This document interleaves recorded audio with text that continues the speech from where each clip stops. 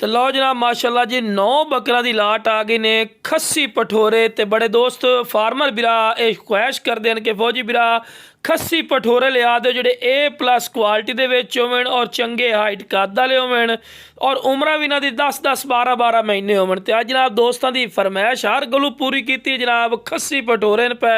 तो अजकल तुहानूं बिरा पता है कि खस्सी पठोरे मिलने बड़े मुश्किल वाली गल हो जाती है, लेकिन इंशाल्लाह फौजी गोट फार्म तो इंशाल्लाह खस्सी पठोरे इंशाल्लाह तुहानूं मिल सन। और माशाल्लाह डबल हड्डी ने गोशत दे भरे माशाल्लाह पठोरे ने। वेखो जी शुरू तो ही पठोरा नूं टोर फेर के विखावन का मकसद ये होंदा है कि तुहानूं अच्छी तरह डिटेल और इन्फॉर्मेशन होवे कि कोई लंगड़े लूले नहीं, सेहतमंद और माशाल्लाह एक्टिव हैं। और बिरा फायदे का सौदा ही ने यह पठोरे। वेखो जी जी लाट तुहानूं विखा रही है ना, मंडी चले जाओ ना तो 65-70 हज़ार तो एक पठोरा घट कोई नहीं देंदे। लेकिन बिरा अपना रेट नहीं होना, फार्मर बिरावां वास्ते बिल्कुल मुनासिब रेट होना है।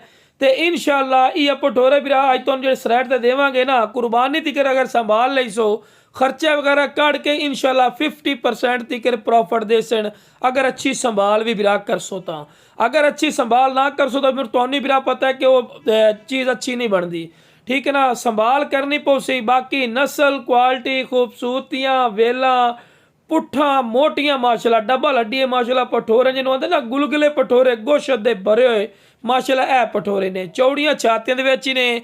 और रेट ही मुनासिब हो सी, रेट भी कोई ज़्यादा नहीं होना। इंशाल्लाह तुसी भाई स्क्रीन दिते नंबर पर राबता करना, इंशाल्लाह तुहाडे राबते की कदर हो सी, रिस्पैक्ट हो सी और मुनासिब रेट पर इंशाल्लाह बकरे मिल जासन। हाँ बाकी कोई मेरे को आवना चाहता है तो जनाब मेरी लोकेशन लुडन शहर ज़िला व्याड़ी ने, लुडन मेन अड्डे ते UBL बैंक और PSO पंप के सामने इतने मेरा बिरा आके लै सकते हो जानवर। अगर कार्गो की सहूलत की गल की जाए तो माशाल्लाह आल पाकिस्तान माशाल्लाह मौजूद ही ने।